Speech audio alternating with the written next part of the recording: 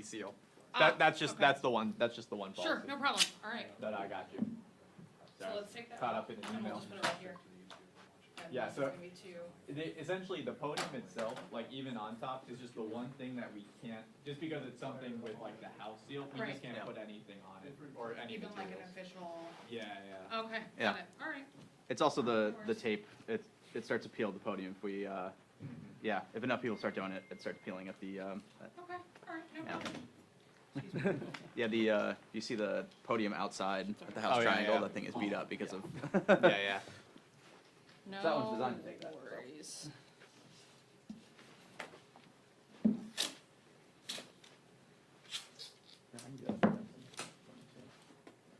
Let you focus on other stuff.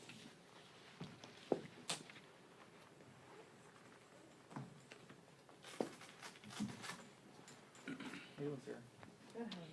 Testing, testing, testing. Just trying to help where I can.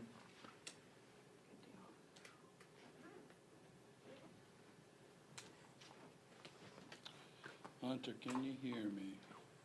How we sounding? Yeah. Chairman Yeah, Arrington, go for it. Rep. Norman, Rep. McClintock, Rep. Ferguson, Rep. Burgess, Rep. Rutchin, Rep. Good, Rep. Edwards. Sound checking out?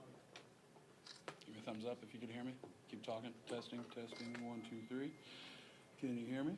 We are gonna be talking about the budget today, reversing the curse. Love to hear it. Thank you.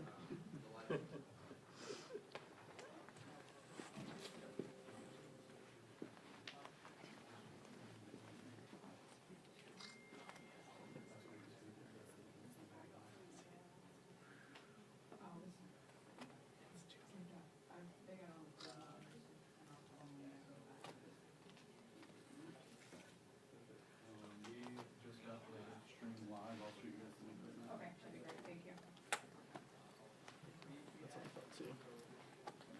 Is the graphic show?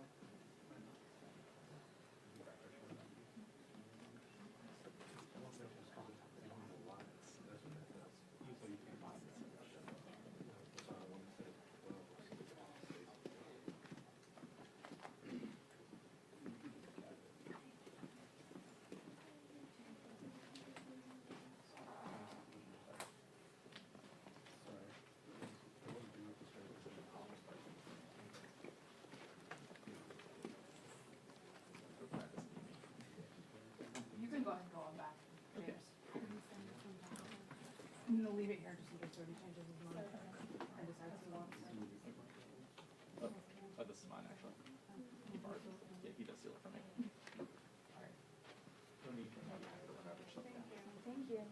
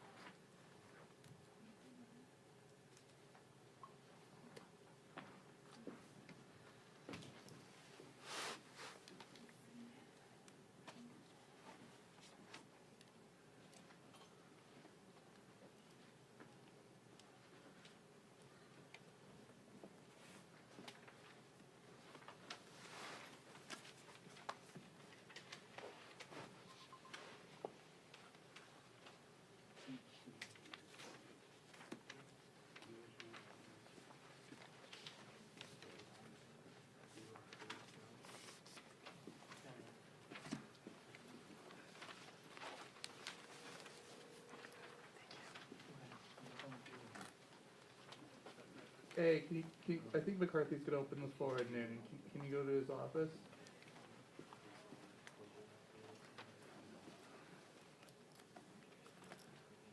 Yeah, and bring Madalena with you, cause you can film, so just not by the House chamber.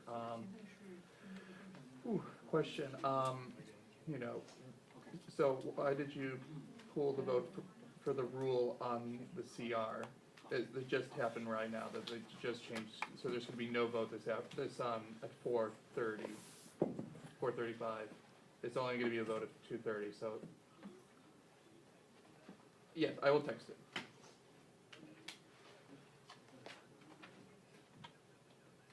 For sure. This has just happened, so, okay, no problem.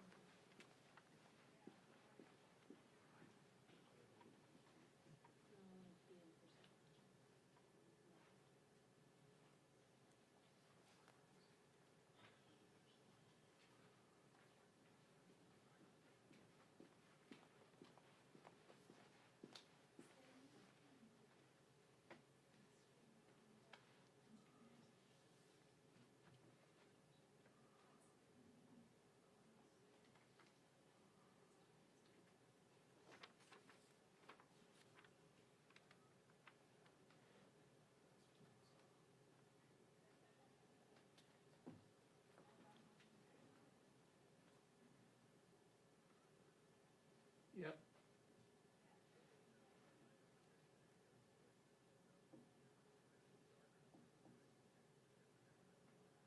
Correct, Amundo. Yep, it just happened now, so, yeah. No problem. Bye.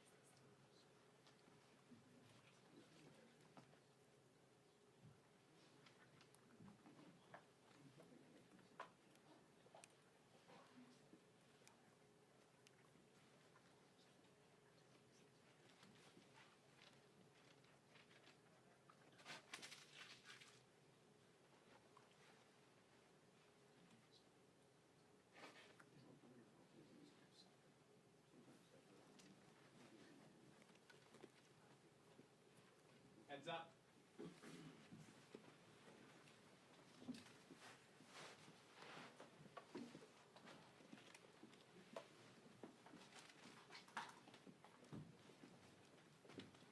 Good afternoon.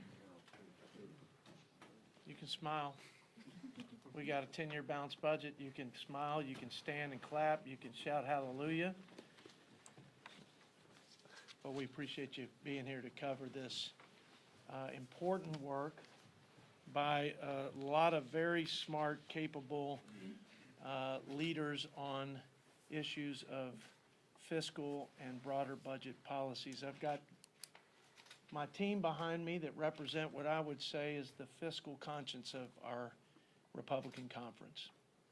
And it has never been more necessary to have fiscal hawks and budget champions and people who still believe that if we work together, if we have the discipline and the sense of urgency and the political courage, we can right the ship before it sinks. And we can hand this country to our children better than we found it and not be that first generation of American elected leaders who failed to allow our children to inherit the blessings of liberty. Nobody can look at our broken balance sheet, our unsustainable spending, and the debt that is now $33 trillion and climbing, the highest indebtedness of this nation since World War II, and we're in relative peace and prosperity, and things get worse really fast. No one can look at that. No leader worth their salt in this town can look at it and not shudder at the irreparable harm and the catastrophic consequences, not only for our citizens of today, but generations of Americans who will inherit not the blessings of liberty, but the curse that our fourth president talked about. And by the way, our founders warned us about excessive debt repeatedly. My favorite was what James Madison said: a public debt is a public curse, and in a Republican form of government, the worst of its kind.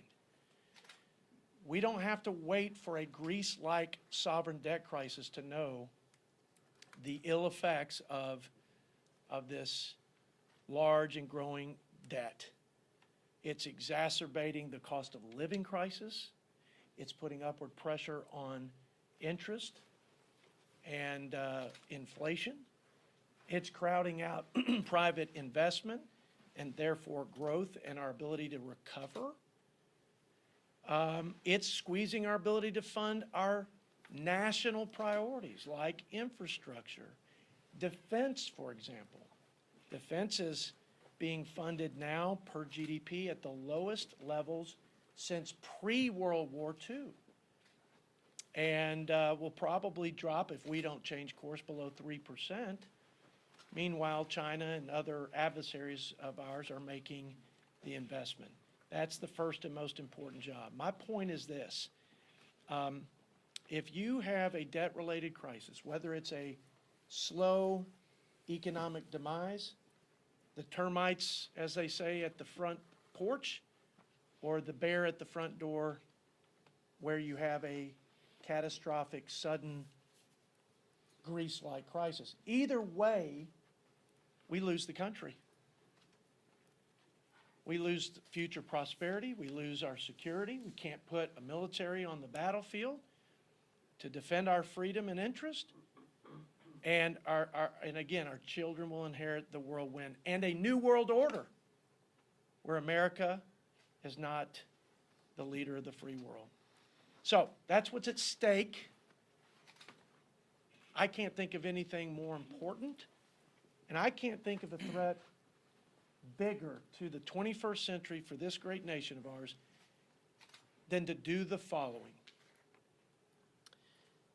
to rein in this out-of-control spending, especially the mandatory spending that's driving the debt, to restore fiscal responsibility and to reverse the curse. Here's how we do it in a nutshell as an outline, and then I can get into the details in the Q&A session. First, we've got to get this important work on discretionary done. Don't diminish the importance of right-sizing a bloated bureaucracy that has grown hundreds of billions of dollars since COVID. We have to eliminate the waste, and we have to right-size post-COVID. And we do that in our bill, in our framework, if you will, our 10-year budget blueprint to balance by resetting our next year budget at 22 and controlling spending at 1% a year, which will save over $3 trillion. There are other items under discretionary, but the mandatory spending and the runaway entitlement spending is what's driving the debt. We talk about health care reforms. We talk about welfare reforms. And then we have an assortment of other mandatory programs that we need to make more cost effective, and then, of course, eliminate the waste. Speaking of waste, we now have $2 trillion of wasteful and fraudulent spending in the form of improper payments. When I was a freshman with Drew Ferguson, I think it was 1.5 trillion, it was 1.5 trillion. Last year, the improper payment rate was 250, roughly, billion. You got Medicaid at 80 billion last year. You've got the Farm Bill supplemental nutrition at 12 billion. So this shouldn't be a partisan issue. We should find ways to steward the taxpayer dollars in a responsible way, and also responsibly make sure the money goes to where it was intended for the people who need it the most. We also reduce interest as we reduce our principal, so we save trillions of dollars there. And then lastly, you can't grow out of a $16 trillion, $33 trillion debt hole, but $16 trillion in order to balance. You can't just grow out of it. But you need to be able to grow faster than your spending. You've got to grow faster than inflation plus population. This budget does that. We return to pro-growth, pro-work, pro-energy policies that we know will reignite this economy, and will return to what we were experiencing before COVID, which is unprecedented growth and prosperity. And when I say prosperity, all boats were lifted up on the tide of a growing economy. We had the lowest poverty rates in recorded history. The lowest unemployment for females, for minorities, for all Americans in recorded history. So this is our plan. This blueprint is the path for our country to balance its budget. We have a surplus of $130 billion. We don't cut Medicare benefits, and we don't cut Social Security or veterans benefits. But let me be clear. In this 10-year window, both the Social Security and the Medicare trust funds will become insolvent. We do what I think is the most practical thing and the most realistic way to address those highly sensitive and highly important safety nets for seniors. We have a recommendation for what you've heard talked about, no doubt, a bipartisan commission to look at that long-term unfunded liability and hash through all the ideas that should be on the table and come up with a consensus, a bipartisan consensus, so we can give seniors peace of mind and so we can make those programs not only solvent, but sustainable for future retirees. Folks, that I believe that's what the last time we had to fix these programs and solve these problems, we had Ronald Reagan and Tip O'Neill basically come up with that consensus, and there was a Greenspan commission that preceded that helped sort of hash through those things. So with that context, I'd like to thank publicly my colleagues for their work on behalf of their constituents If it's Ralph Norman, it's probably more on behalf of his 17 grandchildren. If you talk to Tom McClintock rather, he's the senior member on this committee. It's probably his sanity we've saved by having this blueprint. Too late, he says. But I want to say thank you to the team. This was a team effort. Everybody made their contributions. And I couldn't be more proud. You know, you can't have responsible budgeting if you don't have a budget. You can't have the debate, and you certainly can't hash out and cut a path. And you're doomed to fail if you just stand idly by and accept the status quo. These guys don't accept the status quo, and I'm just so thankful for what they did to contribute to our Reverse the Curse plan for restoring fiscal responsibility in this town, in this institution, and for the sake of our children and the greatest nation in the history of the world. So with that, I'd like to ask our senior Republican member and a good friend, a guy that I've learned a lot about budget as a freshman in the 115th Congress, Tom McClintock. Well, thank you, Mr. Chairman, and thank you for your leadership. You know, just as you cannot drink yourself sober, you cannot spend yourself rich, you cannot borrow your way out of debt, and you cannot tax your way to prosperity. And yet those are the three principles upon which Bidenomics is founded. No nation in the world has ever spent and borrowed and taxed its way to economic health, but many, many nations have spent and borrowed and taxed their way to economic ruin, bankruptcy, and collapse. Before any nation can ensure domestic tranquility or provide for the common defense or promote the general welfare, it must be able to pay for them. And our nation's ability to do so is coming into grave doubt. I believe this budget is a good faith effort to apply the principles of fiscal responsibility to federal spending before we're faced with a crisis that we can no longer pay for. History is screaming this warning at us that nations that bankrupt themselves simply aren't around very long. Let that not be the legacy of this generation, and let that not be the epitaph of the American Republic. Well said. Thank you, Tom. From the Palmetto State, as I mentioned, a guy who desperately wants to ensure the prosperity, the freedom, and the security that all Americans deserve, but certainly what he expects to hand to his 17 grandchildren, Ralph Norman. Thank you, Jody. Thank you for your work on this, tireless work that you never see, but you've been a great leader on this, as well as my other colleagues. Folks, let me put this in perspective for you. And I think it was Dave Schweikert at caucus meeting this morning said, do you realize the interest that we pay is $20,000 per second? The interest on the debt, $20,000 per second. That's not sustainable. That is not real. To maintain our republic, we have got to, as Jody aptly named what we're doing, reverse the curse. And, you know, it's something, it starts with putting it on paper. I'm a developer. I build houses and other things. If I tell you I'm going to build you a house, what do I have to do? I have to give you a blueprint to tell you what I'm going to provide. What Jody and this team has done is put a blueprint together on how we're going to handle the 20,000 second problem, curse, I would put it. Now, you've heard politicians talk about it for a long time.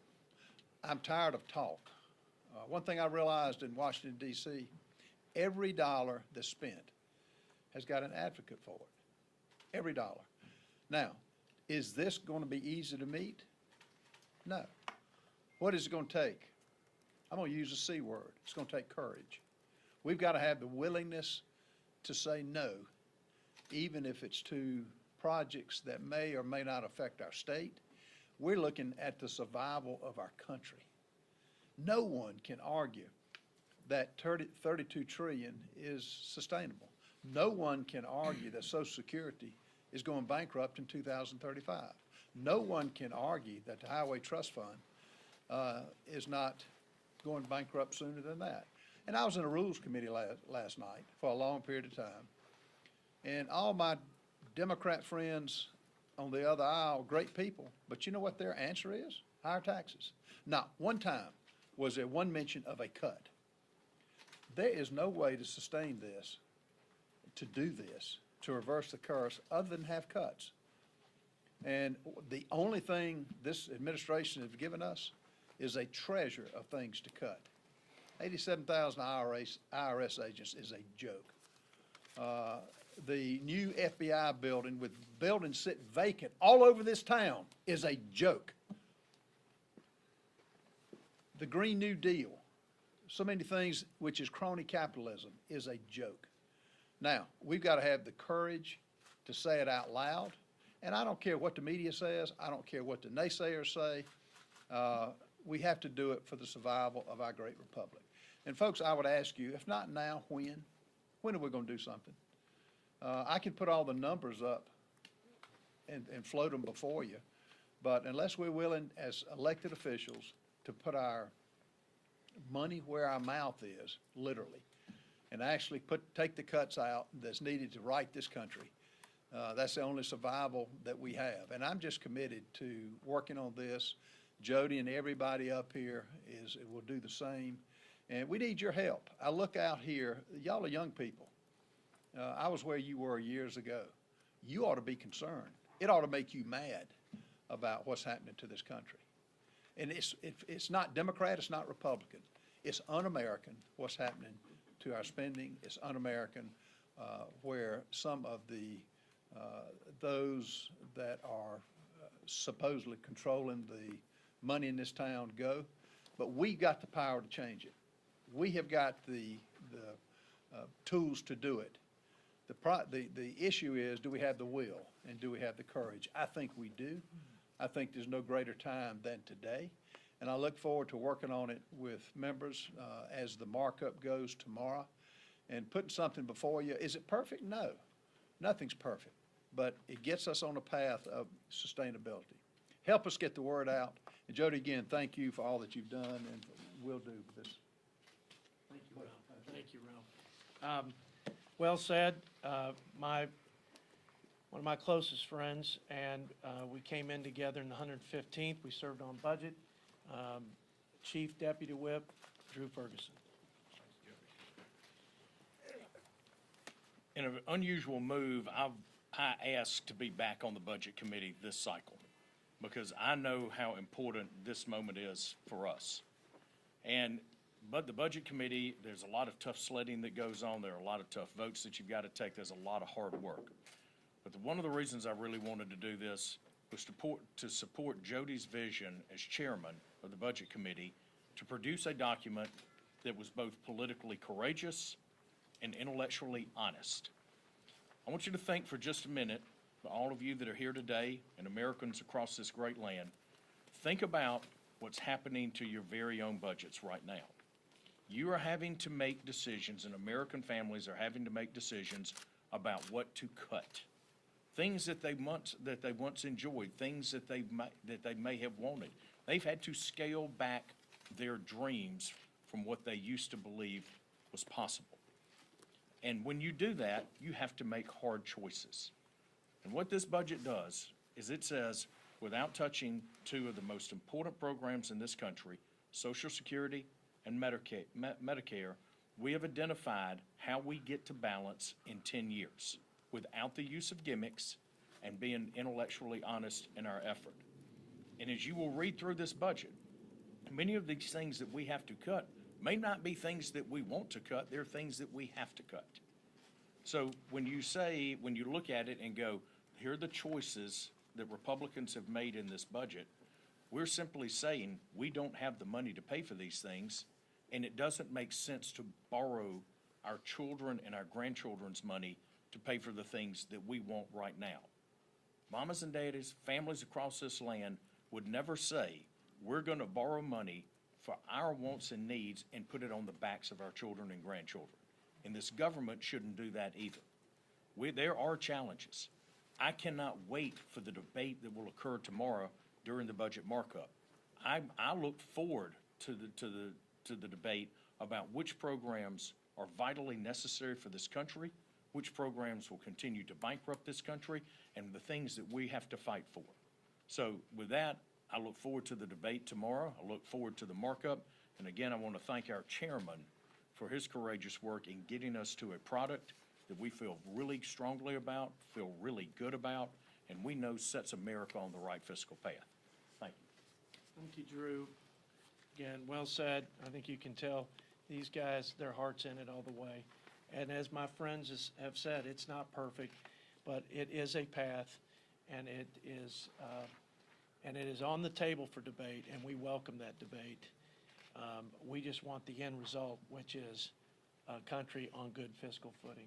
Our friend and guy that started the Doctor Caucus, he chaired the healthcare subcommittee at ENC, a huge part of getting to that place that we all describe in restoring fiscal responsibility is healthcare. It's not just healthcare programs, it's the healthcare system in this country that is failing everybody. And so I'm honored to work alongside the founder of the Doc Caucus and my friend and fellow Texan, Dr. Burgess. Thank you, Chairman. So the admonition here is be careful what you pray for. I wanted to be in this fight. I wanted to lead on the healthcare task force on the budget committee. This is something that I asked for because obviously our greatest federal spend comes in the healthcare space. One of the things that I have committed myself to is convincing members on both sides of the political divide that coverage does not equal care. But boy, you're going to need the care in the years to come. That's why this outline is so significant. Without harming Social Security and Medicare, the budget is going to deliver on the promise. Look, we've always had debt. This is not new. The problem is we've never had this much debt. And I think Drew Ferguson said it extremely well. I was sitting in line at a Walmart back home over the weekend, and a young woman who I've known long before I ever went to Congress came up to me and fairly pitiful amount of groceries in her cart, said, "It's ridiculous, this is gonna be $100. It's just so hard right now. And we have got to understand how hard this debt has been on our constituents and adjust our spending accordingly. So we're not talking about being draconian, we're not talking about taking away things that people need, but what we're talking about is building a sustainable future. So thanks to the courage of Chairman Arrington, we're all here, we're all in this fight, and no time like the present. Thank you.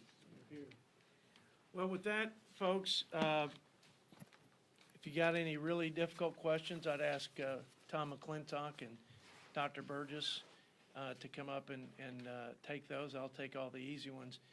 Let me say that it's difficult for business people who've never served in and around public service and politics in this town to wrap their mind around that we don't live within our means and that we borrow and print seemingly infinitum.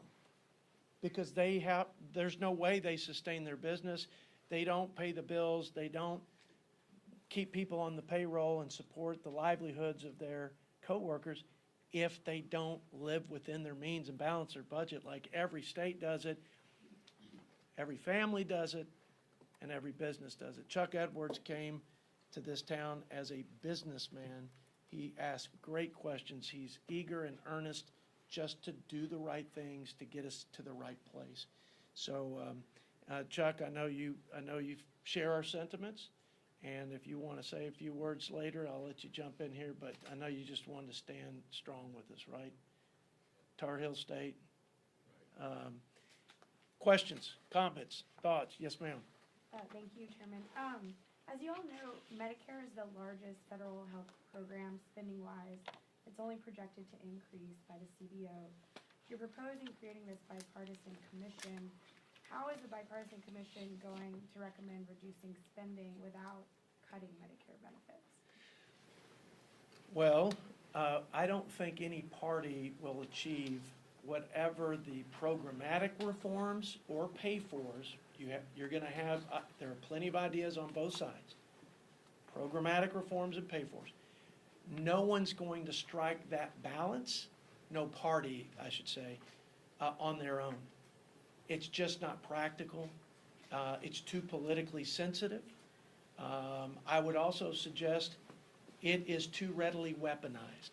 So as soon as one party or the other comes out with their grand plan to save Social Security or Medicare, it will be used as a baseball bat against the other. What happens in that situation?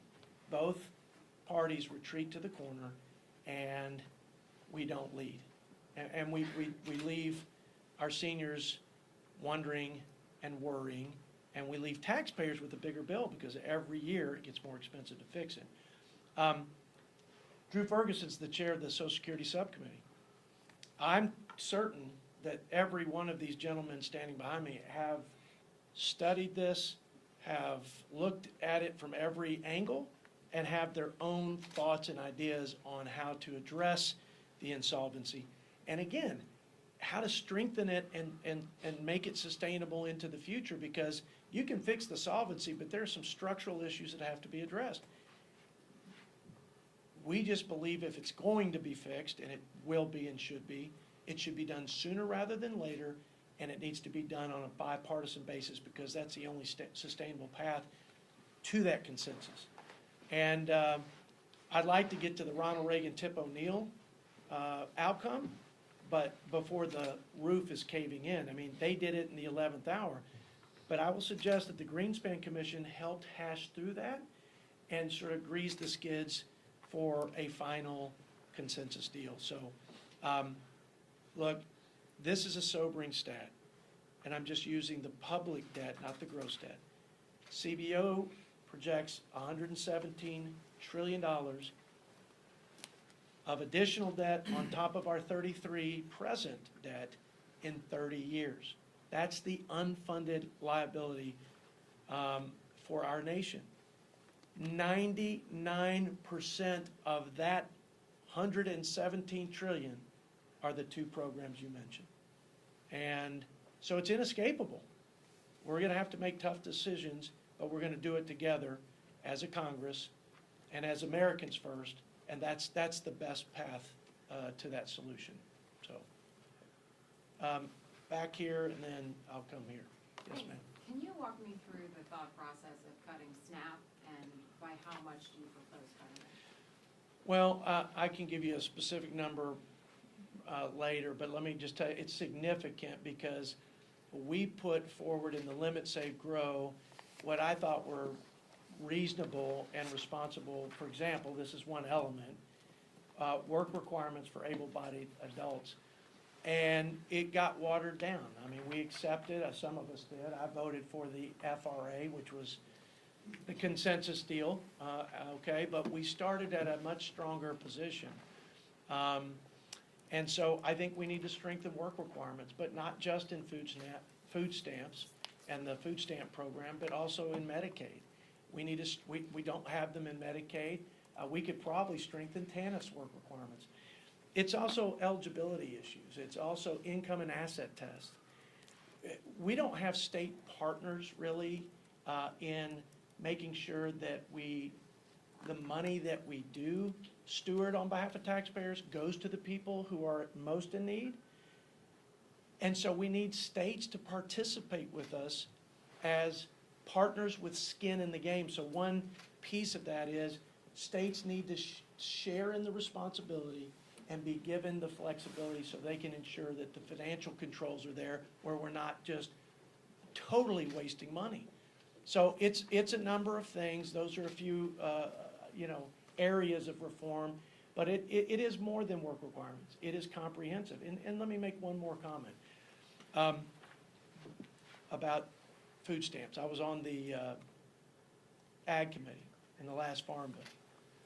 Nobody begrudges American families and individuals who work hard, some 2, 3 jobs, and they still struggle to make ends meet. We want to help those people. Now, I'm not sure the current food, supplemental nutrition program is set up so that those people get the help they deserve, but we want to help those folks. But there's been an expansion of benefits beyond the inflationary cost of food, for example, in this, and beyond the inflationary cost of medicine. And so I think with respect to food stamps, there's been a unilateral expansion that's cost 30 to 40 billion a year, well beyond the inflationary cost of food. So we have a comprehensive set of reforms, and it's not just for the supplemental nutrition, it's for all means-tested welfare programs. So we don't, and this is key, so we help people who need help, we provide temporary assistance, and that we help people mostly by encouraging them to come up and out of it and not be trapped, because worse than the fiscal implication is the humanity implication when people are dependent on the government because our policies trap them there. So I hope that answers your question. Yeah, please, please. When you look at cutting these, as you've described it, as cutting these programs, it's really about incentivizing our fellow Americans to get back to work. I want you to think about how badly we need every single American that is able to work, participating in the workforce right now. We need our fellow Americans' talents to help us solve the problems that we're facing. We need their creativity, we need their experience, we need their energy. One of the major problems that we have with inflation right now, not only are we spending too much money, but we're doing things that drive down American productivity. So we aren't solving that side of the equation. We think we can solve all of this by simply raising interest rates. We've got to have increased productivity, and that means having our fellow Americans back in the workforce. Here's another important part to think about this. Every single one of our fellow Americans that's earning a paycheck and they're working hard every single day is contributing to Social Security and Medicare. Without that participation, those programs are more vulnerable and will become insolvent more quickly. And the question was asked earlier about Medicare and how do you solve that? Look at the piece of healthcare that is growing the fastest, and it is administrative cost. Doctors are getting paid less right now. Patients are receiving less care. And what we've got to do is we got to go after the thing that is increasing the quickest, which is what we do in this budget, which is to go in after rising administrative costs that simply don't add to better outcomes. So while we look at how we help the most vulnerable, we also have to encourage our fellow Americans to get back into the workforce to help us solve the inflation problem and to help us solve Social Security and Medicare. Without them, we can't. The government can't do it. Americans getting back to work is a big part of solving this problem. And the labor participation rates, as you know, are lower than they were pre-COVID, and they're really bad relative to historic numbers in the work-capable prime age male adults. So something's not right, the incentives are certainly not right, and the numbers suggest we can do much better, not just by the budget, but by our fellow Americans. Last question. I just want to add to the question that Axios asked earlier.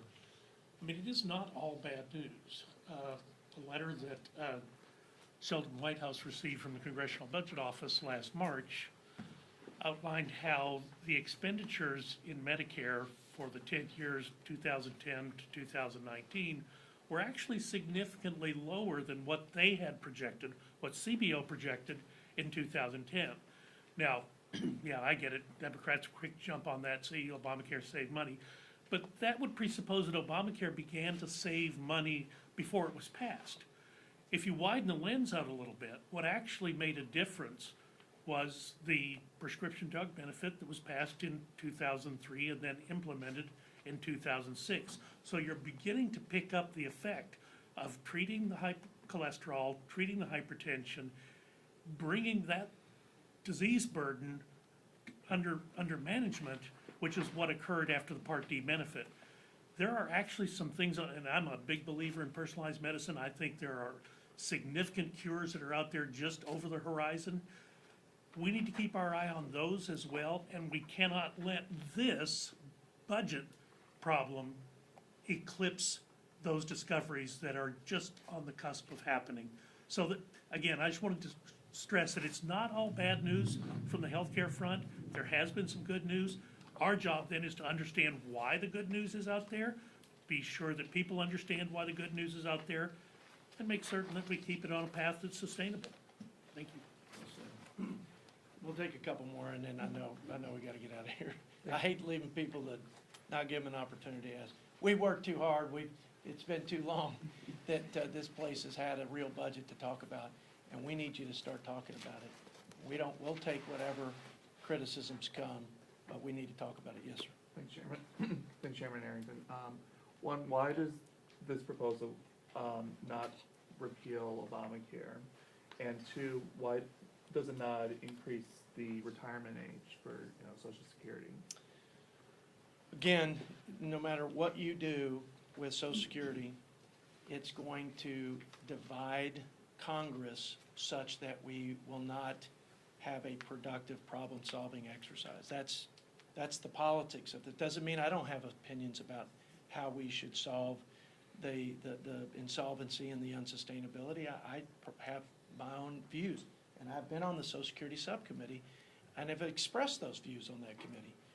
It's not productive for us today, one party or another, to try to solve it alone, because we know ultimately that won't happen. It will ultimately be a consensus solution. So why not lead by just creating a mechanism that forces us into a room, the White House, Congress, Republicans, Democrats, so we can actually make some progress. I've heard the chairman say that we need to just agree on the numbers. We need to get the trust fund folks, the trustees, to come in, just like in this budget. The first hearing we had was the fiscal state of the nation. You know what the goal was? To say, hey, we've all made contributions to this financial mess we're in, both parties. And I've been clear about that from day one, and I think these guys would agree. However, it's a math problem, and if we can't agree on the numbers, on the deficits, the interest, the healthcare costs, and all the things that are driving it, mandatory versus discretionary, boy, I've never solved any problem where you can't get all sides to at least acknowledge what the problem is and sort of define that. That's something that is a first step, at least, I've heard you talk about, Mr. Chairman. Look, on healthcare, I think my most, sort of big picture statement is we have problems with the healthcare system, and the changes to the system, I think, are more important than any one program. That is, we have healthcare monopoly forces that prevent the competition, that give me and my family and other American families real choice. It's too convoluted and too opaque for anyone to understand the current system. Big government like Obama, by the way, we repealed the roughly $60 billion of the Obamacare expansion that happened in the IRA. And we try to put the incentives for the healing to happen between doctor-patient relationship without the red tape. And then we also try to get not only big medicine out of the way, but big government. And it's a list of things, and it's a long list. I'm happy to go through it with you, but it's really unleashing market forces, competition, and giving individuals the opportunity to have personalized medicine that meets the needs of them and their family. And I think Obamacare has been a disaster, and I think it should be repealed. And I think that it's done nothing to make health care affordable. You heard from our chairman of the healthcare task force. People got an insurance card, they didn't get health care. Health care cost doubled, and we had fewer choices. I'm not questioning the intentions of my colleagues. I think they wanted a more affordable healthcare system. But their government mandates and taxes and regulations did what I think always seem to happen, which is make the prices go up, give us few choices and make the quality go down. So, next question, and then we'll wrap it up. We'll have you bring us home. Well, you're gonna feel bad here, because I actually have like 2 technical questions and 1 substantive question. Okay, First of all, congratulations on getting something together. Thank It's you. a very difficult thing to do. Thank you. So, appreciate it. the 2 technical questions. Is this why you warmed me up before that big, that big? The first technical question is the 1% limit on growth discretion, is that applied to defense? No, no, it's flexible. And I just want to reiterate something. There is all kinds of waste in the Pentagon. There is no one on this budget committee, I haven't met someone in the entire conference that doesn't believe that. So we need to redirect that waste in a way that gives the military, our troops, the resources they need. So if you think about it, you know, even with the flexibility on where that 1% cap comes from, the military, we need to invest to get it back to a place where it's not dangerously low like it is today. But the way they are doing that, and I think Mike Rogers just proved this out, he found $40 billion of legacy issues and inefficiencies in waste, and he redirected that towards our posture against China, new warcraft, et cetera. That's how it needs to work. You don't have any reconciliation instructions, which are kind of considered the teeth in the budget resolution. Why not?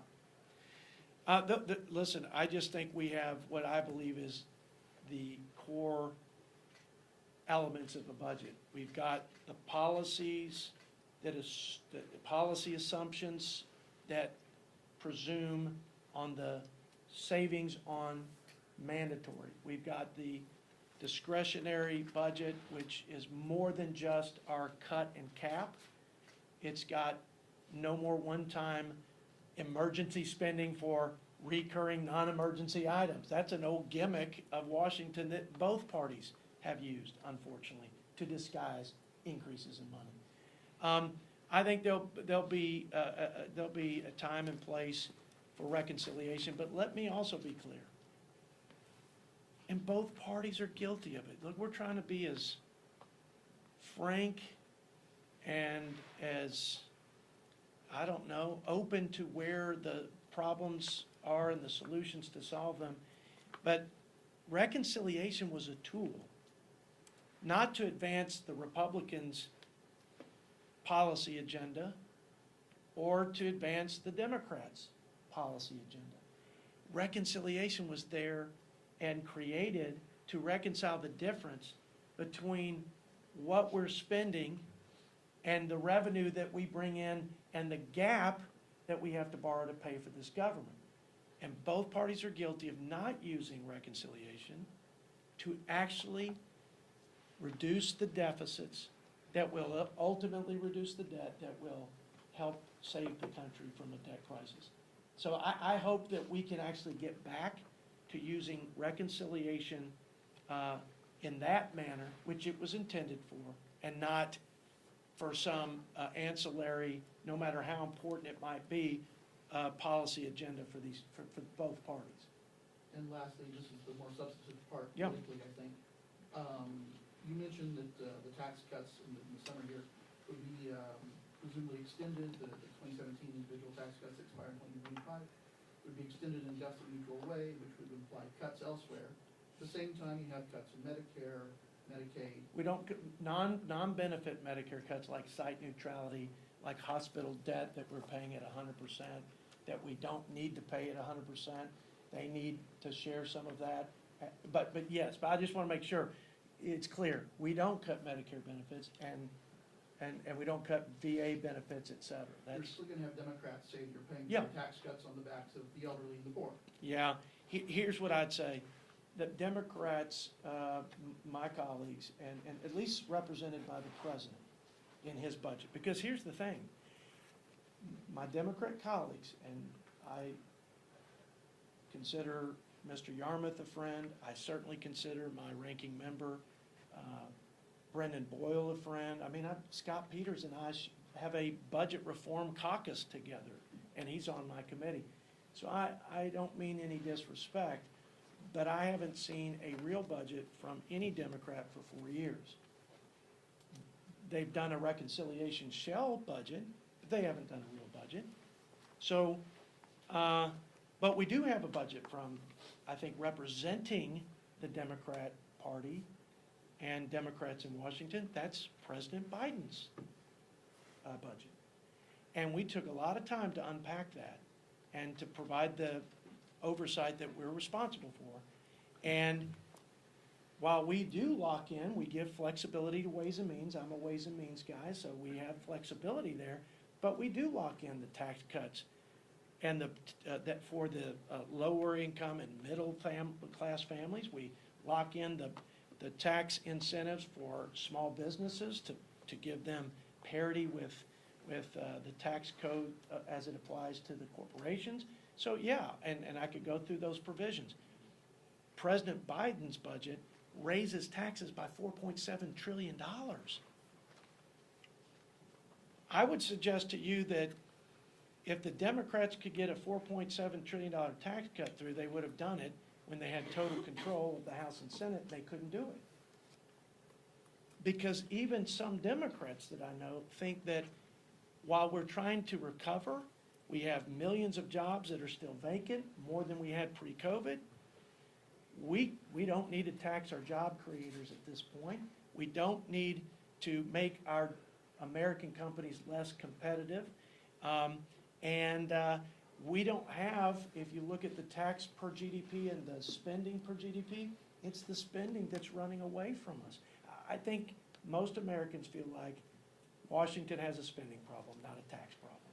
So I feel very comfortable that 80% of the American people would agree with that, and they would reject the notion of President Biden's budget coming in with the highest sustained levels of spending, $2.6 trillion more in entitlement spending when we haven't even paid for the entitlement programs we have, and then adding more taxes, more regulations, more government-run healthcare with its mandates.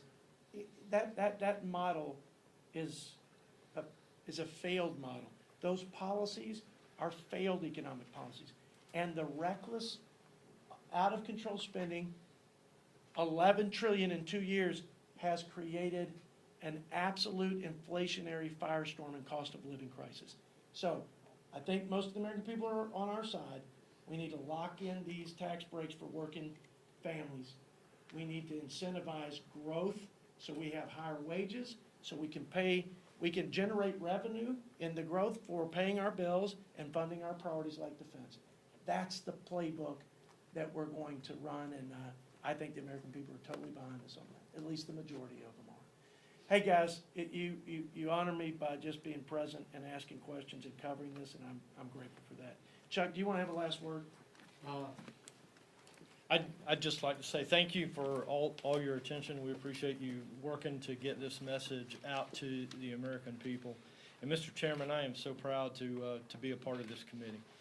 As a businessman and a former legislator in North Carolina Senate, I know how to balance a budget to be fiscally responsible, and I've told folks while I was running for Congress that we need to do exactly in Washington, D.C. what we were able to do in North Carolina, which is essentially bring more NC to D.C.